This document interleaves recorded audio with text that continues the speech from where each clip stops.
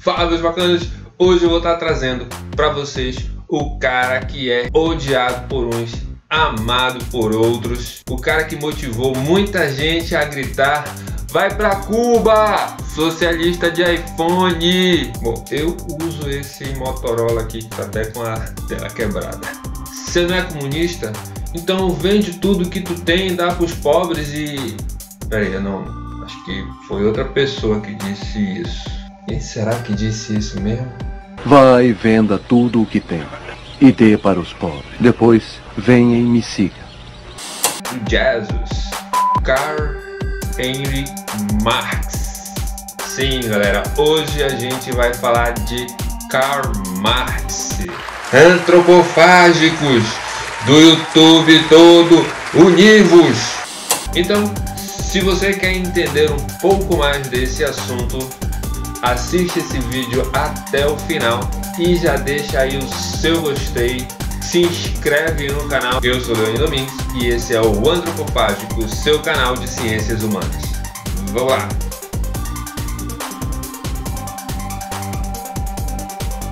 Primeiramente, eu e o Marxinho aqui queríamos fazer uma revelação para ti que está assistindo esse vídeo aí e te dizer que Marx não era petista, galera. É isso aí. Eu sei que pode ser uma revelação muito dura, muito drástica para muitos, mas Marx não era petista. Marx também não fundou o PT. Marx nasceu na cidade de Trier, na Alemanha, em 1818, início do século XIX, portanto tem aí acho que mais de 150 anos antes da fundação do PT no Brasil. Marx se tornou filósofo, economista, historiador e jornalista, interessando-se principalmente pelas ideias do filósofo George Hegel.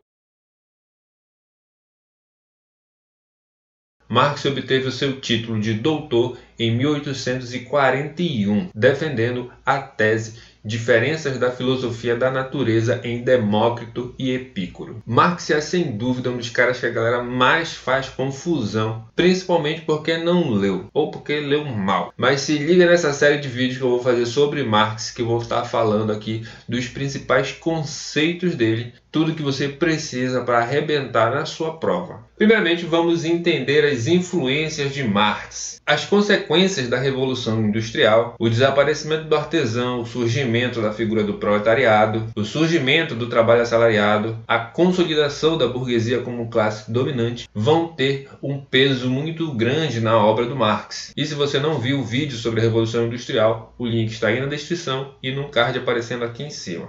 Essas questões vão ser de grande importância dentro da obra de Marx. Isso porque a relação entre burguês e proletário vão ser o cerne do pensamento marxista. A palavra proletário significa trabalhador, qualquer trabalhador. Operário é especificamente o trabalhador fabril, o cara que trabalha nas fábricas. Mas no contexto em que Marx está escrevendo, o proletário na obra de Marx se refere ao trabalhador fabril. Então, quando eu falo da relação de produção material entre burguês e proletário, eu estou me referindo à relação econômica que o burguês vai ter com um trabalhador. Tem até um livro aqui para ficar bem esclarecido essa questão do pensamento do Marx.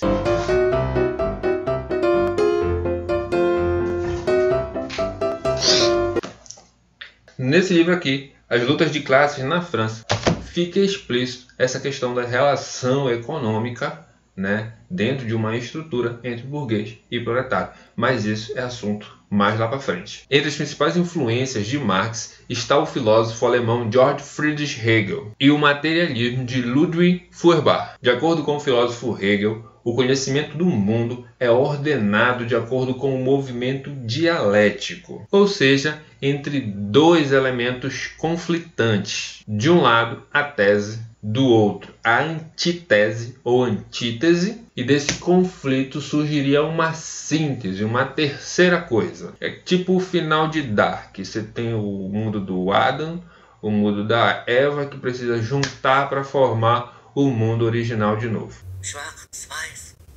Deine Welt und Evas Welt. Aber das ist falsch.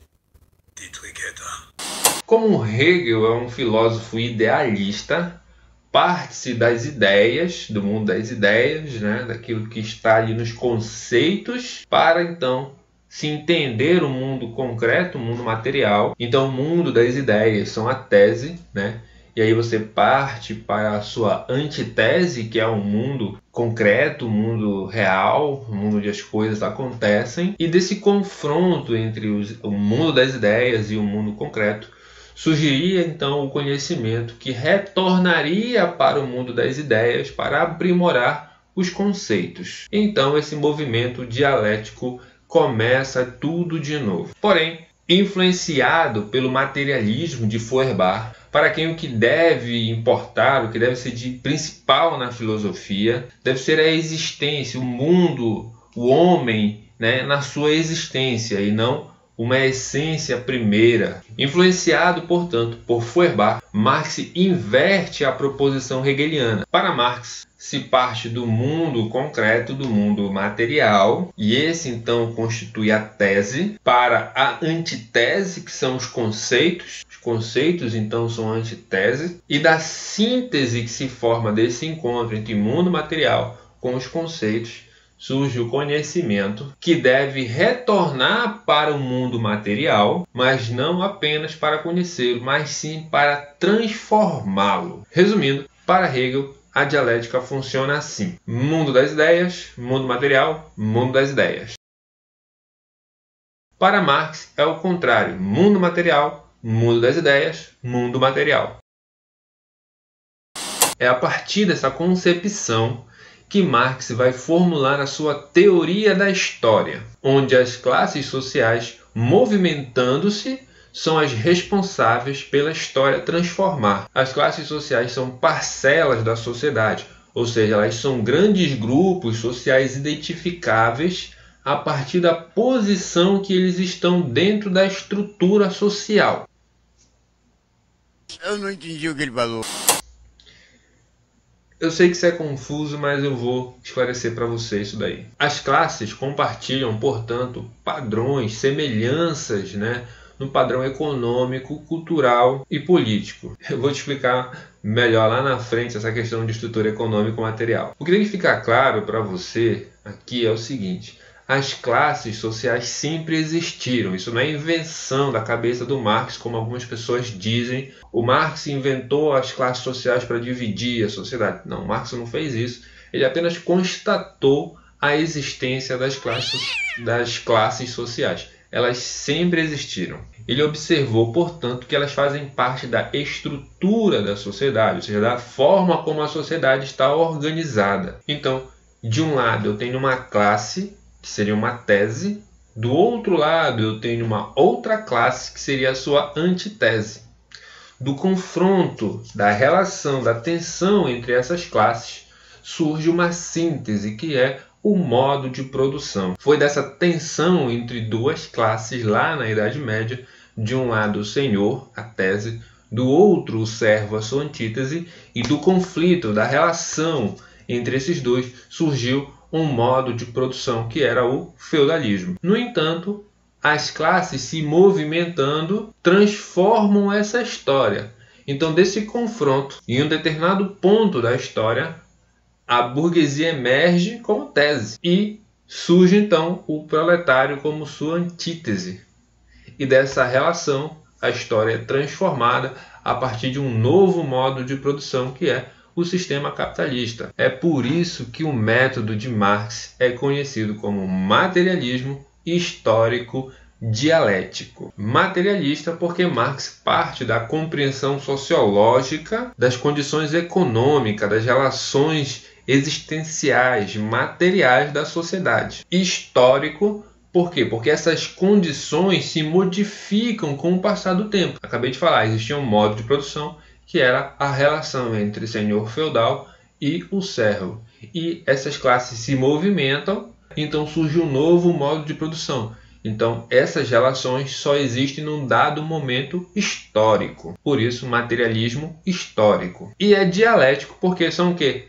dois elementos dentro dessa estrutura. No caso do sistema capitalista, burguês e o operário ou proletariado. Então, são esses dois elementos de dialético, 2 de 2, dentro da estrutura social. Daí, materialismo histórico dialético.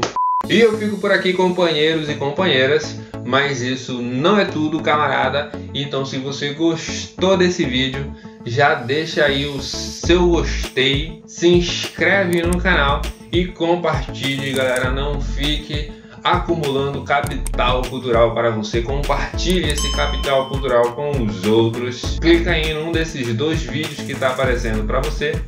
Um beijo, pai d'égua, e a gente se vê no próximo vídeo.